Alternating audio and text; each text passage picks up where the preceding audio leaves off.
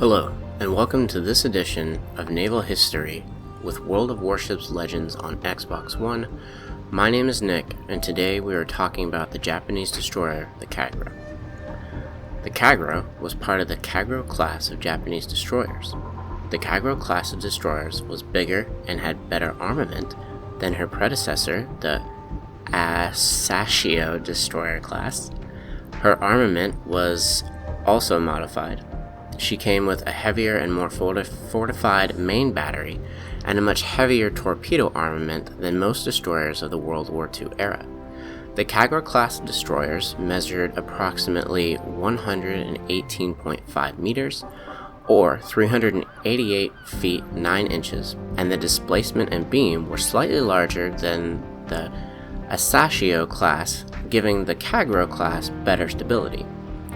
All Kagero class destroyers came with 3 water tube boilers that turned 2 steam turbines.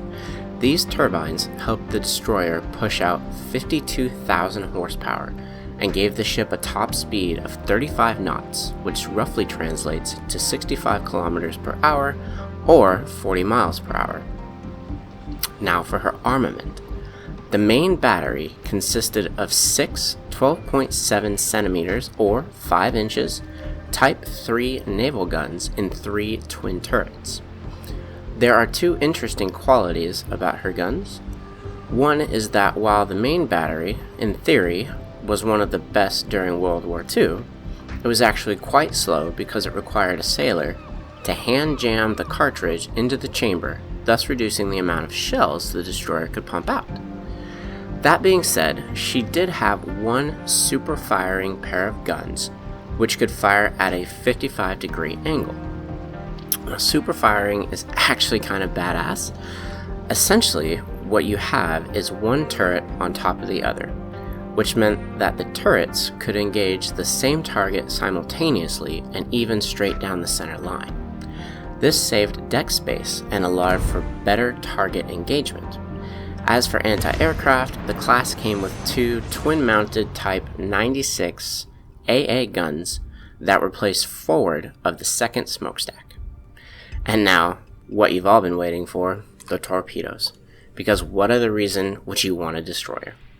The Kagero class came equipped with 2 quadruple traversing torpedo launchers that launched a 610mm or 24-inch torpedo. The torpedoes themselves were quite unique. They were the most advanced during World War II because they were oxygen propelled and had a staggering range of 10 kilometers or 6.2 miles, and were most effective when the target was seen traveling in a straight line for even just a few minutes. Her torpedoes also carried a staggering 490 kilograms or 1,080 pounds of explosives in the warhead. Now, the Japanese produced a total of 19 destroyers in the Kagero class during World War II. However, the attrition rate was staggering, with only 1 Kagero class destroyer to survive the war, and even then, the Yukazi was surrendered to the Republic of China on the 6th of July, 1947. With that bit of history over, the entire Kagero class out of the way, let's get into the Kagero herself.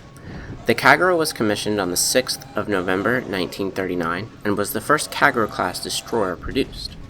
The destroyer was part of the Imperial Japanese Navy 2nd Fleet, and much of her 4-year life was spent on escorts and supporting the main fleet in her area of responsibility.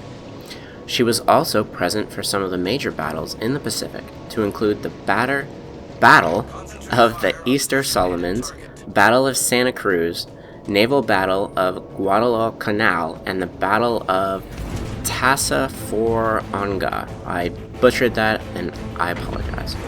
She served 4 years before being disabled by a naval mine while leaving the port of Villa.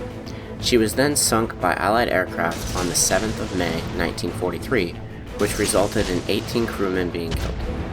Let us please take a moment of silence to honor those crewmen. Thank you. And lastly, the Kagero was finally struck from the naval list on the 20th of June, 1943. Now, I realize that the gameplay has been going on for quite some time now, which is fine. Here, what I'm doing is I'm just popping smoke. I'm helping this cruiser to be undetected a little bit longer, especially since he was taking fire. Now, this is capture the base, and what I want to do here is I want to support the people who are around the base. There's a battleship that's sitting in the back. I want to make sure that the 2 destroyers on the enemy team aren't going to be able to shoot through any of these gaps and be able to engage the battleship. As a destroyer, your first instinct should be to spot, protect, cap if you're playing domination. Those are the things that a destroyer should be focusing on. I'm not of the class of people who want to rush forward in the destroyer and really try to engage the target. That's not really my style. Now, while we wait for the Schornhurst to appear, I want to talk just slightly about the Kagero in the game. The Kagero, she's not bad. I think she's got a top speed of 35 knots without the engine boost. She also comes with 2 smokes. Now, the nice thing about the Kagero is you can also have a torpedo active reload, which basically allows you to shoot your salvo and then actively go into an immediate other salvo. It does take a couple seconds to reload, and you only get 1 shot with it. So I'm not a big fan of it. I know that some people use it and they're really solid with it. And here we're going to get the Schornhurst. He's going to eat 3 of these torps.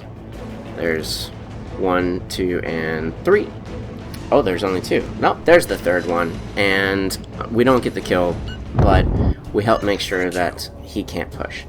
Now, this Kutuzov, he's pushing forward, but right now there's really no reason for me to engage him. So I'm just gonna sit back and continue to protect the battleship that's behind me. The Kutuzov, our teammate there, he's just putting around. He's basically doing what I'm doing, which is just making sure that the team can't press through the middle there. So while we wait for more action, we can talk a little bit more about the Kagero. One thing that I will say about the Kagero is I don't think she's the best Japanese destroyer. I think the Akensu is much better. I can launch more torpedoes more quickly with the Akensu. I really enjoy the Akensu a lot better. I actually had to sell my Akensu to get the Kagero, and I've always regretted doing that. However, I do still have the Fubuki, and I really enjoy her. She is lower tier, but it's fun to play her, and she does a great job in my personal opinion. Now this Tirpitz makes a mistake, and the mistake is that he tried to shoot that gap right there. And I don't know why battleships do that, why they put themselves into positions where they're just looking to get torpedoed, which is exactly what's happening here. I've sent a barrage of torpedoes. I probably didn't need to launch a full salvo here, but I wanted to make sure that if he backed up fast enough that I'd still have a chance to get him. If you've played the upper level battleships, you know that some of them are quite agile. The Jean Bart, the Tirpitz. I've even seen some Colorados be very, very agile. So as you see here, we get him. We get the devastating strike.